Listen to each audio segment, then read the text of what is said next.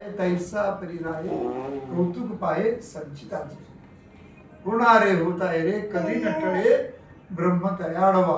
हे झालं एक तत्वज्ञान. तर मग आता संतांजवळ पूजा वगैरे का करायची, देवाचं दर्शन का जायचं? सद्गुरू सारखा असता पाठी राखा, इतरांचा लेखा कोण करी, राजयाची कांता काय भीक मागे, मनाची अजोगे सिद्धी पावे. सगळे संकट आपले हरण होतात. तर ह्या सगळ्या दृष्टिकोनातून जे आपले सद्गुरू सांगतील ते वागावं करावं असं शास्त्र सांगतं. ज्यांना देव आज्ञा झाली ते मरून गेले आणि ज्यांना गुरु आज्ञा झाली ते संसारामध्ये आपल्या जीवनातून भोपाळ झाले. या सगळ्या गोष्टी आपण आपल्या जीवनात आणायचं आणि प्रत्येकाने एकमेकाला कोणाला लहान मोठं हक्क काही समजू नका. त्याचं कारण असे प्रत्येकाचं नशीब वेगळं आहे, प्रारब्ध वेगळं आहे, संचित वेगळं आहे, कर्मयोग वेगळे आहे आणि योगही वेगळे. आता शेवटचं उपदेश प्रवचन थांबवतो. भूतकाळ निघून गेला, भविष्यकाळ येणं बाकी आहे. योग आपल्या हातात नाही, योगायोग आपल्या हातात नाही. भविष्यकाळ गेला, भूतकाळ गेला, मग आपल्या हातात फक्त वर्तमान काळ आहे.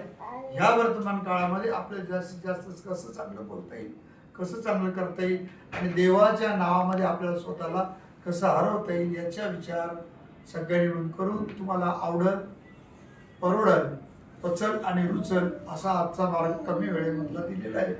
तुम्ही नामस्मरणाचा अंगीकार केला. परमेश्वर जरी प्रारब्ध विरोधात असलं तरी सहन करण्याची शक्ती भगवंत आपल्याला देतो. ही गोष्ट सगळ्यांनी लक्षात घ्या. आपल्या जीवनाचा अंगीकार नामस्मरणाचा करा, ध्यानाचा करा, सत्संगाचा करा. कोणता अंगीकार केला तरी तुम्हाला तुमच्या पद्धतीने जगत असताना अडीअडचणी कमीच होतील. नाही झाल्या तर मग संकटाला तोंड देण्याचं सामर्थ्य आहे आणि तपश्चर्या समजून जागा. पाप दुःख म्हणून काही कोणी जगणार. आणि बेटा सगळे लक्षात घ्या की ज्यांची आपली ओळख नव्हती असाही काही दिवस होता. आता जे जीवनातून निघून गेले असा पण एक दिवस आहे. जे आपले होते तेही निघून गेले. म्हणून मी सुरुवातीला सांगितलं त्या मुद्द्यावर पोहोचतो. एक मरे त्याचा तुझ्या शोकवा आहे, अकस्मात तो ही पुढेच जात आहे. नळावरून पाणी चरवीने घेतलं आणि राजनात टाकलं, बुडबुडे येतात. काही आत्ता बुडतो, काही थोड्याने बुडतो. असं आपलं जीवन आहे. प्रत्येकाचं असंच होतं. जास्त बोल करू नये. मीला मान दिला तर दुःखी व्हाल, माझ्याला मान दिला तर दुःखी व्हाल आणि मला पाहिजे म्हणा तरी दुःखीच व्हाल. मी, माझा आणि मला हे तिन्ही मुद्दे जर आपल्या डोक्यात आले त्याच्यापासून तू, तुझं आणि तुला 50-100 वर्षापूर्वी आपण नव्हतो, 50-100 वर्षानंतर आपण परतही राहणार नाही. याचं भान ठेवून प्रत्येकाने जगावं. आता माझ्या पाठीमागे एक एक गोष्ट सांगतो मी की ज्याने पाप साचणार नाही आणि केलेलं पुण्य वाया जाणार नाही. त्यासाठी सगळ्यात पहिला मुद्दा, पुण्य केलं पण बाळसं धरत नाही. पण ते नुकसानच होतं. त्याला उपाय सांगतो. माझ्या मागे म्हणा, आता निंदा सोडूया, फक्त आपुलकी सोडूया. आता निंदा सोडूया, फक्त आपुलकी.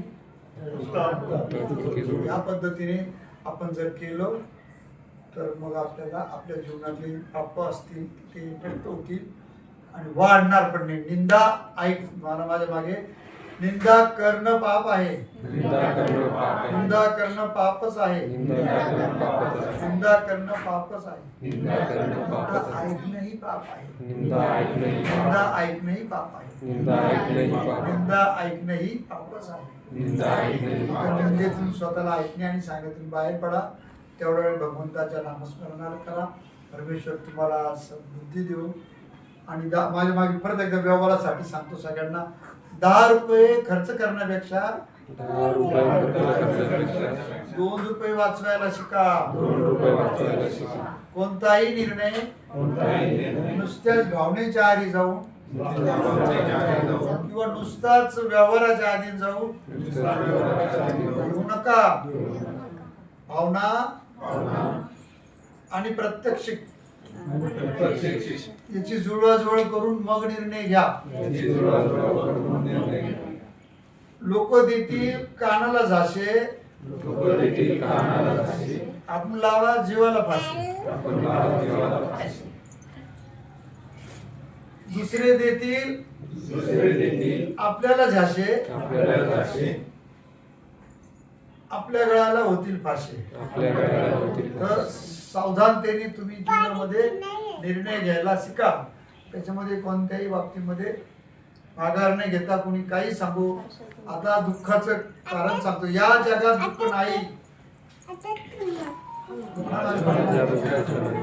मनावर घेऊ तेवढंच दुःख आहे. या जगात दुःख नाही, मनावर घेऊ तेवढंच दुःख आहे. त्या मना आणि दुसऱ्याने टाकलं कानावर आणि मीच घेतलं मनावर. दुसऱ्यांनी टाकलं कानावर, मीच घेतलं मनावर. काय म्हणले, मनावर घेतलं तर ते दुःख असतं. आलंच लक्षात. 5-50 वर्षापूर्वी आपण नव्हतो, पुढच्या 5-50 वर्षानंतर आपण राहणार नाही. त्याच्यामुळं सगळ्यांनी एक गोष्ट करायची, भूतकाळ निघून गेला, भविष्यकाळ येणं बाकी आहे. योग आपल्या हातात नाही, योगायोग आपल्या हातात नाही, परंतु वेळेचा सदुपयोग आपल्या हातात आहे. आणि वेळेचा सदुपयोग म्हणजे वर्तमान काळ. वर्तमान काळामध्ये चांगलं बोला, चांगलं बोला. माझ्या मागे म्हणा, आता प्रवचन संपत आलं.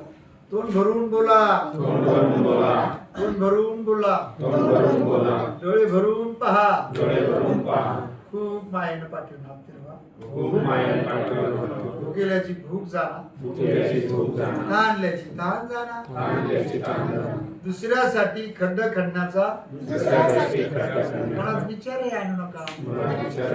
झालं परमार्थ. ओम गुरुदेव.